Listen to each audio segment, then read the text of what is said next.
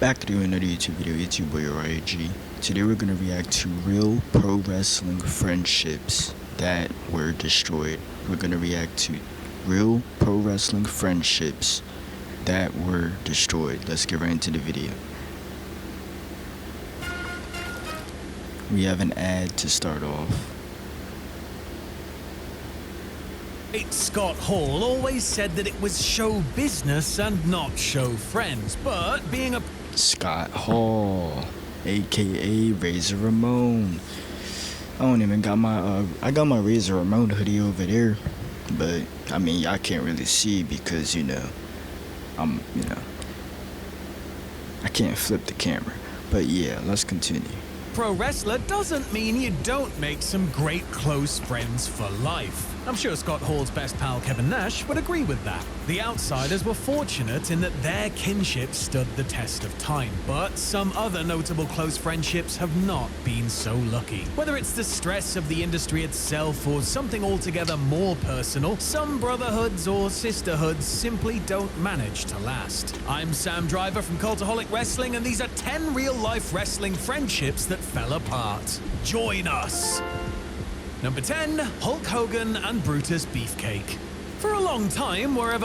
Before he starts, I've only seen one Brutus Beefcake match, and it was WrestleMania 6. He faced Mr. Perfect. Hulk Hogan went, Brutus Beefcake went with him. I mean, how do you think the freaking Butcher headlined Starrcade 94 opposite the Hulkster? Talent? Get real, brother. Terry Bollea and Ed Leslie had been friends since grade school, broke into the business around the same time, and even worked as kayfabe brothers Terry and Ed Boulder, with Leslie taking the name Dizzy Hogan after his mate became Hulk Hogan. Leslie followed Bollea to WWE and then WCW and wasn't ever present in Hogan's life until they had a major falling out, last speaking to one another in 2019, the year Hulk inducted Brutus Beefcake into the WWE Hall of Fame. There are different stories and plenty of rumors as to just why the lifelong buddies were no longer that close, but whatever happened must have been bad, because their paths didn't cross before Hogan passed away in the summer of 2025. Leslie paid tribute to his former friend, saying he owed him everything, and regretted that he couldn't see him one more time before he passed, especially since Hogan had dropped everything to be there for him after his near-fatal parasailing accident in 1990. Number 9. So if I'm getting this correctly, Brutus Beefcake and Hulk Hogan had a friendship? Hardcore Holly and Ken Kennedy. Believe it or not, Grumpy Goose Hardcore Bob Holly Ken Kennedy, that's Mr. Kennedy, I'm guessing. didn't have too many close friends in the WWE locker room. Shocker, innit? An ornery so-and-so at the best of times, old Sparky Plug tended to hang out with the likes of Bradshaw backstage, but often traveled alone. When Ken Kennedy came to SmackDown in 2005, he and Holly began riding together, with the former tag team champion taking the newcomer under his wing. As Holly tells it, the two became close friends and would often call each other outside of working hours to discuss matters both business and personal. But everything changed at some point in 2008 due to a backstage Only if Mr. Kennedy became world champ. incident. Kennedy and Umaga saw Holly go into Ken's bag for some pain pills, something Holly said was pre-agreed between them. According to Bob, Kennedy never smartened the Samoan bulldozer up to their arrangement, and word made its way around the locker room that Holly was stealing Kennedy's meds. Even tempered as always, when Holly found out that Kennedy hadn't set the story straight, he blew a gasket and threatened to kill his former friend if he ever saw him again. They've apparently since smoothed things out, allowing Kennedy to travel without his own personal security detail. Number 8, Dan Maff and Homicide. During the early... Oh. That's who that is. That's TNA. Yeah. Alright, we're good now. That's TNA. That's LAX. Cause I was trying to figure out, but let's see a little bit what he's talking about for this. The group stuck together and they'd often all But actually, nah. But I do know the group. I don't know them though. The other group. 7, Santana and... That's Hernandez. That's Conan. I don't watch, like, I don't know too much about them, but I do know them from like TNA, the Lucha Underground. Alright. The Dynamite Kid and the British Bulldog. Tom Billington and Davey Boy Smith were more than friends. They were legit family. Billington was the nephew of Smith's mother Joyce, making them cousins. A young Davey Boy looked up to Billington, who was making a name for himself as the Dynamite Kid, arguably the best wrestler pound for pound in the world at the time. Dynamite helped Davey Boy get his break in Calgary's Stampede promotion, and before long, the two were traveling the world as the British Bulldogs tag team. Known for putting on great performances in the ring and pulling some wicked ribs outside of it, the Bulldogs were thick as thieves and formed a strong union, especially so after they both married into the Hart family. When Dynamite quit WWE in 1988, he took Smith with him to All Japan, but things soon turned sour after Smith not only He quit the company in 1998. Who enjoys British Bulldog? Davey Boy? Like, is that your favorite wrestler? Is he one of y'all favorite wrestlers? returned to WWE in 1990, but trademarked the British Bulldog's name, preventing Billington from using it. From then on, the Dynamite Kid held a serious grudge against Davey Boy Smith, to the point that Billington would show up on UK indie shows that Bulldog was working during the mid-90s, looking to punch his cousin's lights out. They never did speak before Smith passed away in 2002.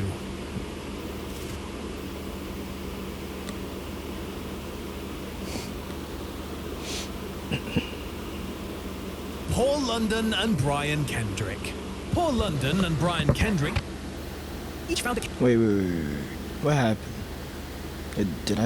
Something just happened with the speed? Alright, hold on. I didn't know that they had a falling out. If I remember, yeah, they were a tag team, but I didn't know they had a fallout. Kindred spirit in the other while plugging away on the independent scene in the early 2000s. Their bond only strengthened when they both signed with WWE in 2003 and were put in a tag team. Comparatively undersized in the land of the giants, London and Kendrick knew that they had to stick together to survive. Their friendship grew stronger the longer that they were together as a team, and they succeeded against all odds, enjoying one of the longest tag title reigns in WWE history. Post-WWE, the twosome continued to tag on the indies, but they teamed for the last time in 2015 and seemingly went their separate ways. Per London, their friendship came to an end after he became increasingly concerned about some of Kendrick's comments, particularly those relating to conspiracy theories, citing an unsavory incident in Amsterdam, which resulted in Kendrick being kicked out of London's friend's house. London stressed that he doesn't hate his former tag partner, but questioned whether he ever truly knew Kendrick and doesn't want to be associated with him or his controversial comments. Number 4, Charlotte Flair and Becky Lynch. Two of the so-called four horsewomen of NXT, Charlotte Flair and Becky Lynch grew to be the best of friends, with Flair referring to Lynch as the Thelma to her Louise. They were two... I still remember when they made their debut on Raw. What was it? All of them from NXT came to the main roster. I think they attacked some people. I don't remember. Two young, hungry, and passionate up-and-comers who shared the same dream, traveling and training together on the road. But as both were jockeying to become WWE's alpha female, their relationship started to strain, with Becky asserting that Charlotte struggled when her career finally started to take off after she became the man. The tension continued to boil to the point that it spilled over before the cameras. On the October 22nd, 2021 edition of SmackDown, both Lynch and Flair went off script during a title-swapping segment that fell apart. Things continued to be heated once they got backstage, where strong words were exchanged. The good news is that not only were they able to work professionally in the ring together after, but over time, they've rekindled their friendship and are on good terms today. They might not be like sisters anymore, but there is a mutual respect there, and it doesn't look like there's any danger of any more incidents happening anytime soon. Number 3, Ric Flair and Arn Anderson. Ric Flair and Arn Anderson grew very close during the crazy 80s when both men were members of the legendary Four Horsemen stable. Slick Rick and the Enforcer became like family due to being on the road so much, and they continued to work together in Let me see who's the last. By the thumbnail of that video, I figured it would be this one. Then Jeff Hardy really started to make a name for themselves during their celebrated series of matches in 1999. Further matches over the next couple of years, particularly their classic TLC outings, only strengthened their bond. So much so that when Matt was out recovering from ACL surgery in late 2004, Wasn't it like because Matt Hardy, Lita had a real relationship, then I think Edge and then Lita, they put into a storyline, and then it turned into real life, isn't that?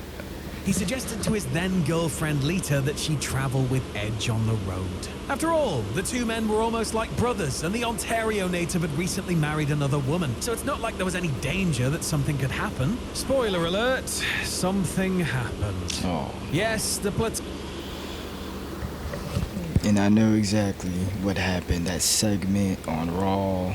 Well, no, that's not that. That's the John Cena rivalry, but yeah, still, he's the rated R superstar.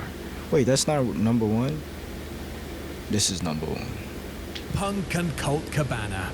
CM Punk falling out with his mates certainly isn't anything new, but the way But guys, don't mind me. I'm just talking.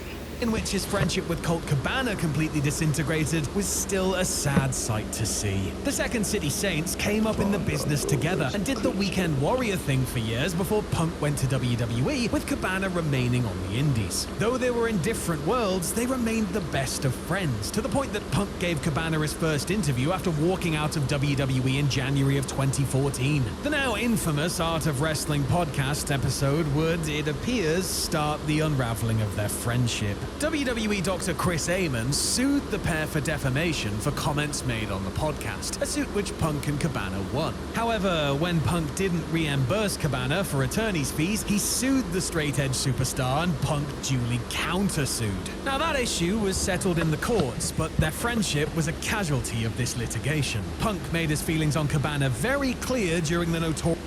Alright.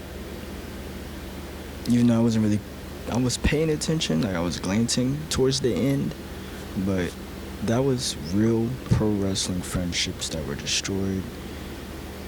You guys tell me what you guys want to see next in the comments down below. I got more videos coming. Stay tuned. Subscribe, like, comment. I'm gonna start saying this in the end. I'm gonna say this. Show reactions will be coming to the channel sooner or later. Okay. And I will be dropping 2 videos to start off as a test run to see, because we're gonna do a part 1 and a part 2 for 1 episode, and then we're gonna see the results for it, and then we're gonna see if we want to continue the show reactions. But yeah, that was real pro wrestling friendships that were destroyed. Tell me what you guys want to see next in the comments down below. More videos coming. Uriah out.